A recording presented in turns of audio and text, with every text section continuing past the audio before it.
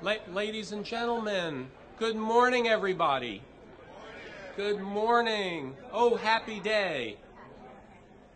It is my great honor and pleasure to welcome our community friends and our Carolina family here today.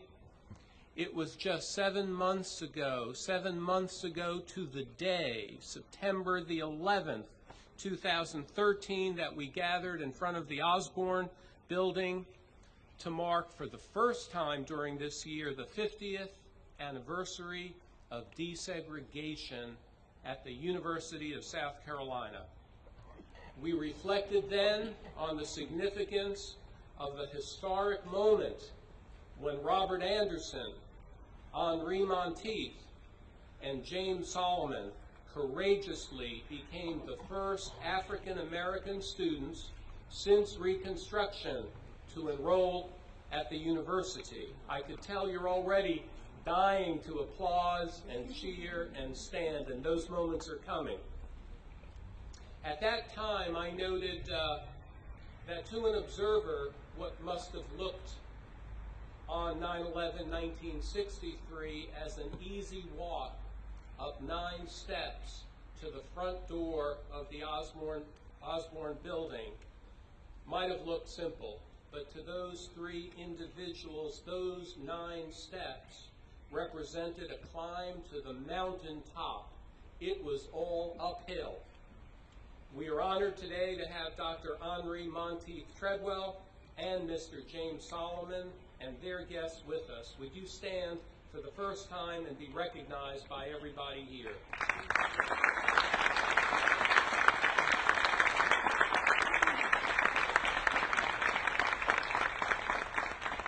Like everyone here, I so wish that Robert Anderson had lived to see this day, and I ask that we take a brief moment of silence, and I'm confident that if we do and think about him, his spirit will be with us.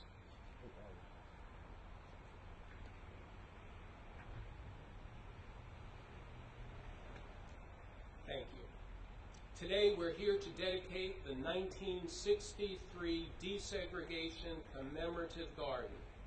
It will be a place where all of us, university members, our communities, students, faculty, staff, visitors, can come to meditate about the past, if they choose to, or to contemplate the future, or to engage in quiet conversation. We felt it was important to create a permanent place on campus to acknowledge the past while anticipating a better future, one of unity, inclusiveness, and growth. My office sits right above this area, and for years I had noticed this pocket park as an unpolished jewel. I knew it had potential as I walked through it frequently, but I never knew how beautiful nor how meaningful it could become. Over the past few weeks, however, I've had the pleasure of watching it transform into a polished, beautiful gem. I've seen gardeners working here, and stone cutters, and irrigators, and a lot of squirrels too. All of them confused about what was going on. I noted a lot of symbolism while watching the work. For example, when a bulldozer removed some unruly shrubs and those neglected bricks, I thought of how the 3 students had helped us remove old ideas, old ways of thinking. I watched our landscapers carefully preserve this magnificent tea olive tree, thought to be perhaps the largest one in the state of South Carolina. And that's important to preserve history as well.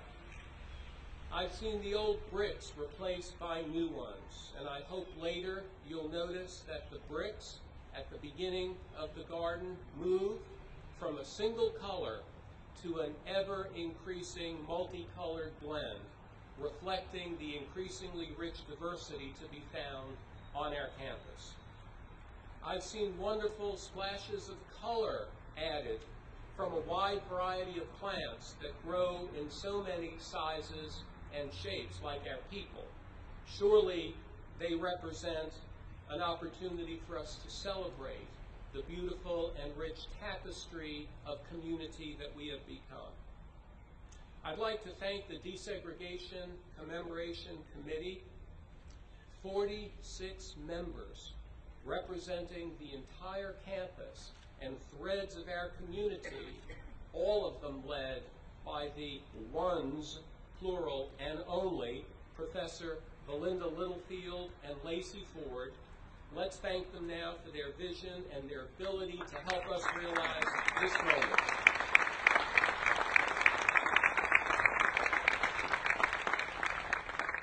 When my presidency is over, I'm sure there will be larger projects for me to feel good about and reflect upon, but I can tell you, and I've said this to Patricia already, I don't think there will ever be another project that I will feel more sentimental or better about than this garden. Henri and James, you may not have thought of yourself as master gardeners 50 years ago, yet it is because of you that the landscape of this garden and the landscape of the entire university has been transformed. Today, our campus is in full bloom because of you. Let's thank Henri and James one more time.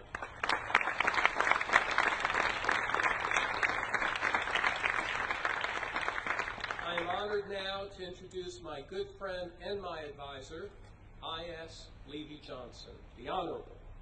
In 1968, I.S. was the first African American to graduate after completing all 3 years of our law school. In 1970, he was one of the first African Americans elected to the South Carolina General Assembly since Reconstruction. He is a founding member of the Johnson, Toll, and Batiste law firm in Columbia, and he was elected to the prestigious position of President of the South Carolina Bar in 1985. I.S. Levy-Johnson has been and continues to be a major force in the development of our university, Columbia, the Midlands, and the entire state. I'm so pleased that he's here to welcome each of you on behalf of our communities. I.S. Levy-Johnson.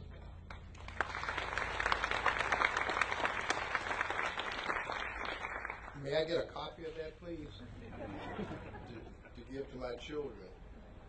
Thank you, Dr. Pastides. On behalf of the University of South Carolina Advisory Committee, I want to welcome you to this auspicious occasion. My grandfather, I'm named after my grandfather, I.S. Levy. When he was a little boy, he had as his daily chore to go out to the big field in the afternoon, put a rope around a cow's neck, and bring the cow back to a gated area next to a barn where the cow would remain overnight so the cow could be milked the next morning. When he put the cow in the fenced-in gated area, he would always tie the rope to a peg, and over the years you could see where the cow created a path, a circle around the fenced-in area during the night while the cow was tied to the peg. On one occasion, my grandfather woke up in the middle of the night because he realized that he had forgotten to tie the cow to the peg. He had forgotten to lock the gate. And he jumped out of bed and he ran down to this gated area, this fenced-in area. And he found that the gate was unlocked. The cow was untied. But the cow was still circling that peg. The cow, out of habit, custom, and practice, had not taken advantage of the opportunity of freedom. Today, we honor 3 people who did not wait for others to unlock the gates to the University of South Carolina. They took the initiative to unlock the gates to this great university. They untied the bonds of segregation that blocked African Americans from attending USC. And they liberated a race of people just like me from the myth that we were unqualified and unworthy to matriculate at this university. Henri, Jim, and in memory of Jane Anderson, we as a total community, we are grateful and we thank you for unlocking the gates, untying the ropes, and liberating all of us.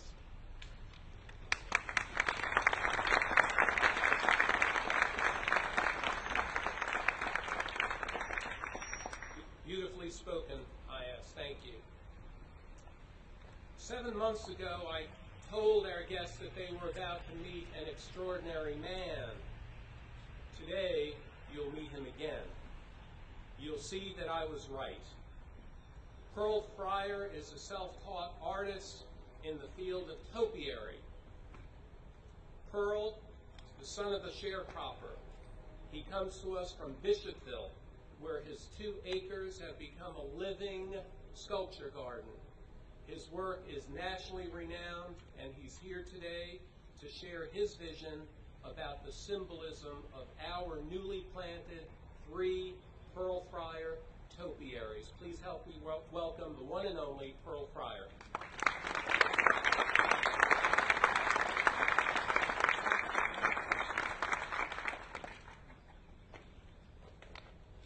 Thank you, Dr. Prestiti. The great thing about this day is that introduction. My wife is here. I'm here to talk about the plants, explain the pieces that I did in order to commemorate the 3 students that desegregated the University of South Carolina.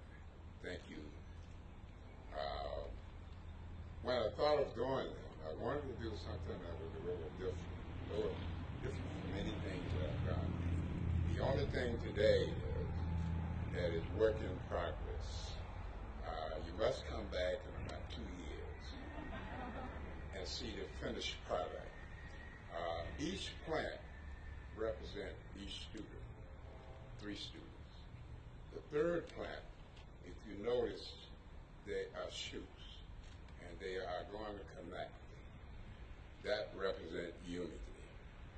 And I'm pretty sure during that process, 50 years ago, unity was very important. And out of unity came change. And I'm going to end by saying, my pastor, Reverend McCrae, a few Sundays ago, sermon was about change. And his text was, in order to change the way people live, you must change the way they think. And here today, because of what was done 50 years ago, it not only changed the way we think, it changed the way we live, it created opportunity for everyone, and from that day forward, we have reached a point that we appreciate different cultures. Thank you.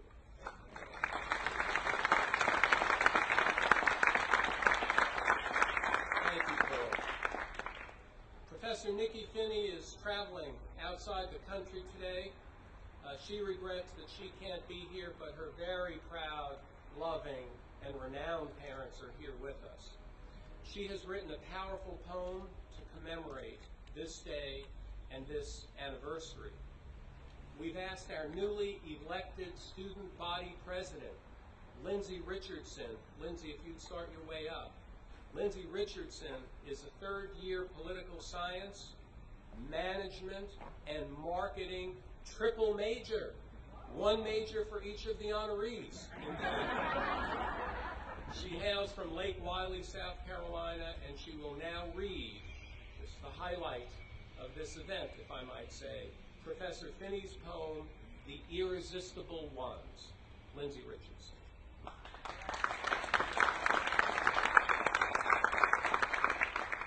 Thank you, Dr. Pastides. The Irresistible Ones, Robert Anderson, Henri Monteith, and James Solomon. They arrived knocking at Osborne's great guarded door. They went to study mathematics, join the debate team, and sing in the choir. There are three in a sea of 6,000. With each step, they pulled shards of doubt, sticks of dynamite, and stubborn hate mail. With them arrives the bright peppermint of change. The new laws of the new day can no longer resist these three irresistible ones. In a sea of 6,000, stepping through a door now garnet and black.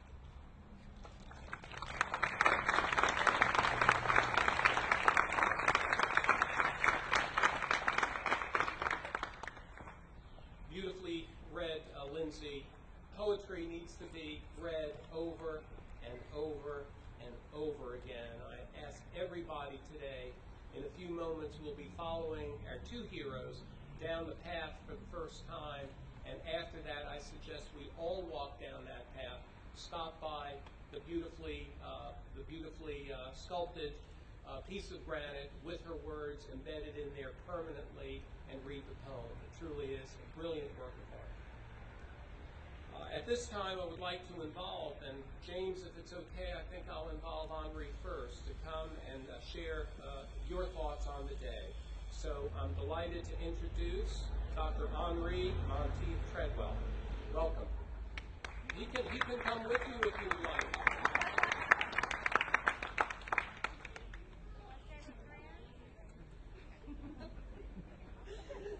Thank you so much, Dr. Pastides. It's just been an extreme pleasure to be a part of this reflection over these many months. Of course, I've thought about the desegregation throughout many years of my life, but the new focus has really helped me to understand what a walk into a building and registration really meant. I am pleased at the genius of this idea of a garden, because it allows us to think in fresh and growing ways about where we are and where we will go. Today, I will not dwell upon what needs to be done. I want to really think about how far we've come. And these events here are proof that we can move forward. I am really speechless with all that has been done over these past several months. And I am also equally awed and unbelieving at the numbers of students who have come through this university, students of color, since I graduated, and the lives that they have touched. That, I think, is the significance. As you said, Mr. Fryer, we're changing lives, we're changing worlds because we are together. I want to thank my daughter, Rachel, who is there, and who has brought my granddaughter, Alexandra, and my grandson, Christian, to be here with me today. And there are some other family members. Because we don't have time for everyone, would you kind of raise your names, all of you? There's one special little lady sitting right there in that white shirt. That is Ellen Majeska Monteith. Watch out for her. She will do great things with her life.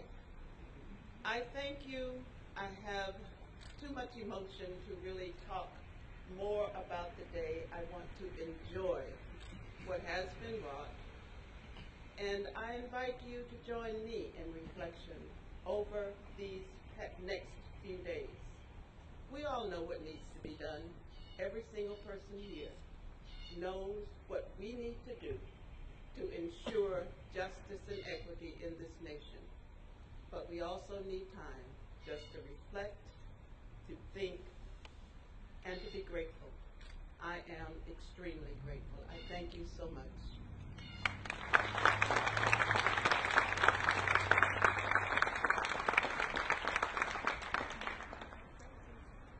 I have a plaque that commemorates the celebration here today.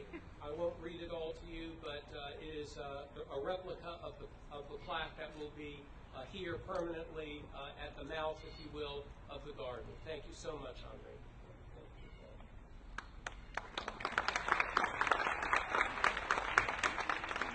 And now our friend James Solomon. Thank you, Dr. Pastides. When we enrolled in 1963, I always thought of Andre as being a polished, refined young lady.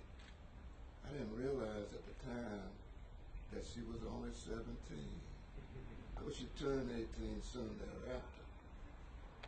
16, turning 17. But it was Andre who really led the charge, who led the way. Robert was close behind, and I was a distant follower because I did not have a lawyer and did not file a lawsuit. But I did have a wonderful wife who encouraged me in everything that I've attempted to do, and who really is the one who bore the brunt of that experience, because she stayed home with 3 children while I was out here. And she endured a number of things in Sumter because of what I had done. And so I want to thank her first and have her to stand. Helen?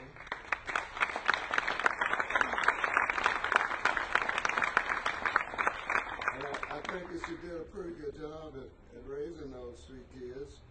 One of them is a lawyer, and followed IS a few years later as president of the South Carolina Bar. So she did a good job. I am actually overwhelmed with all of this. It's exciting. It's exhilarating. It's humbling. And I don't quite know what to say.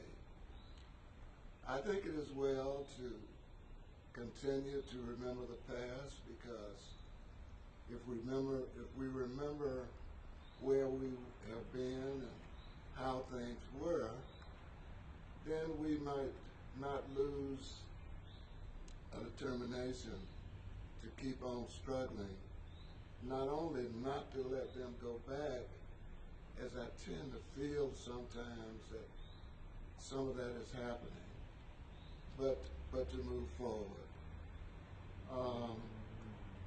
I think it's also important to remember that whether or not we realize it or not, we all carry within our brain stereotypes.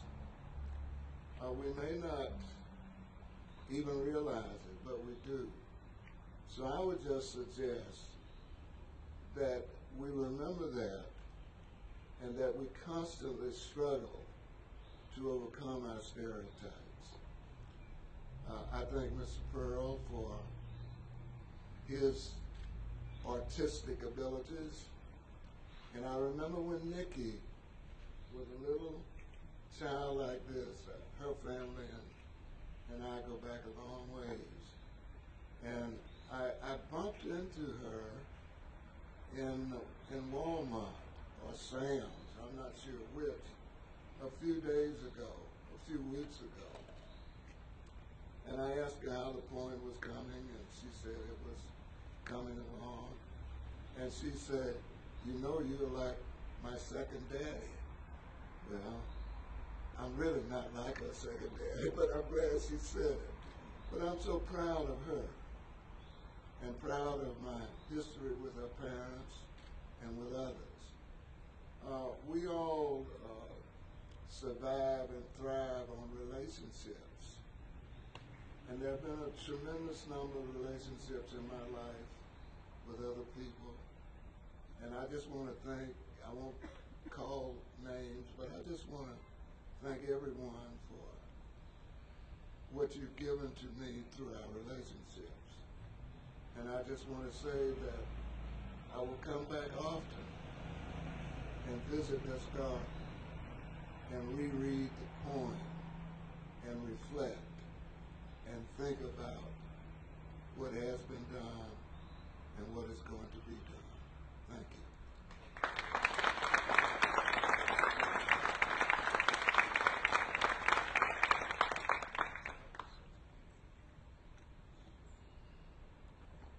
The third irresistible one, of course, Robert Anderson, I feel particularly close to. You may think that odd. I think about him a lot because I've been told in some ways he had the hardest plight.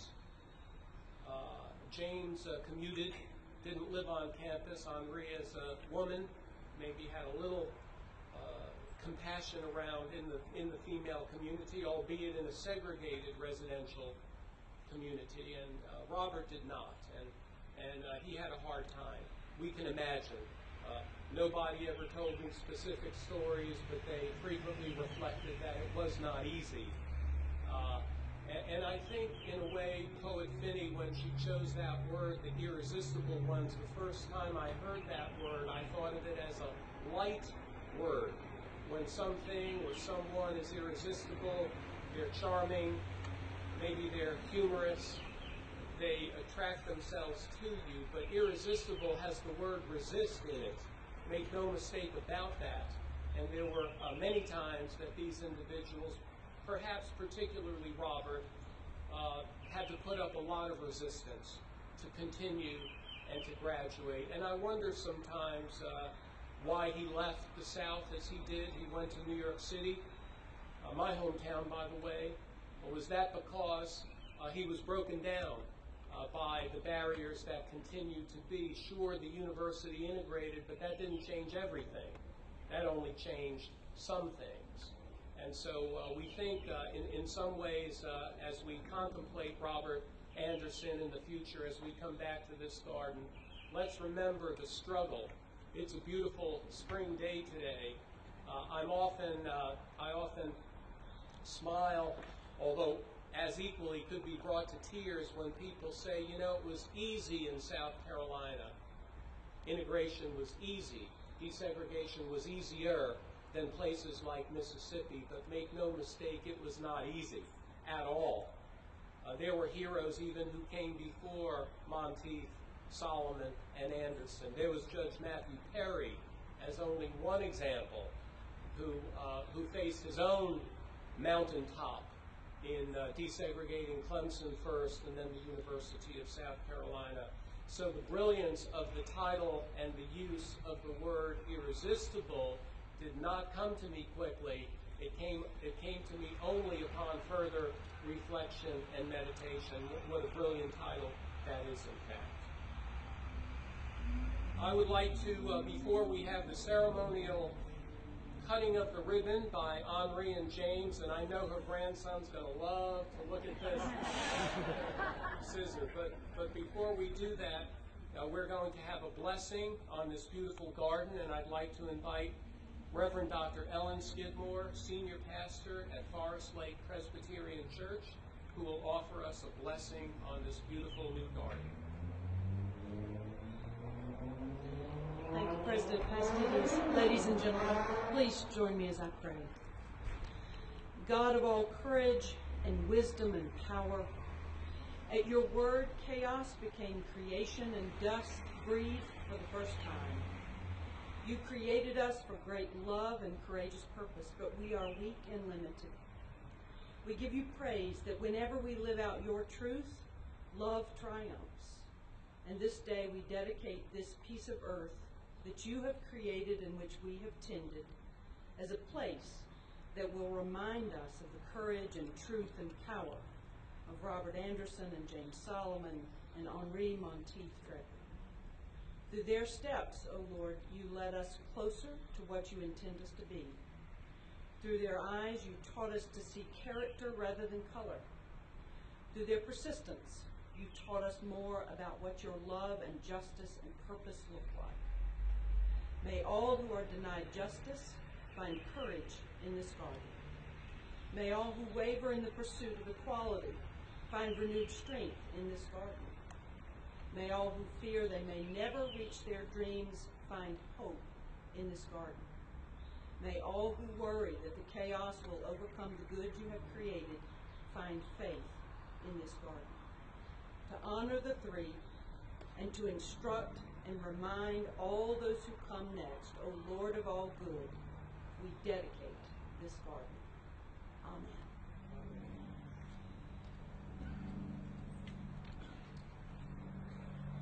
Well, I would like to ask Henri and James to come forward. Of course, again, the moment comes when we lament the absence of Robert. And I thought for a bit, should we have a third individual? There are other worthy people. I asked Levy Johnson, who helped integrate the law school, Lindsay Richardson, commemorating the great president of the university, but I think maybe we'll ask Henri and James to do it together, maybe with a child by your side. Now, we don't want him to hold the scissor, but I think to reflect and represent the future of our great university, why don't we ask your grandson just to stand alongside you as you cut the ceremonial ribbon.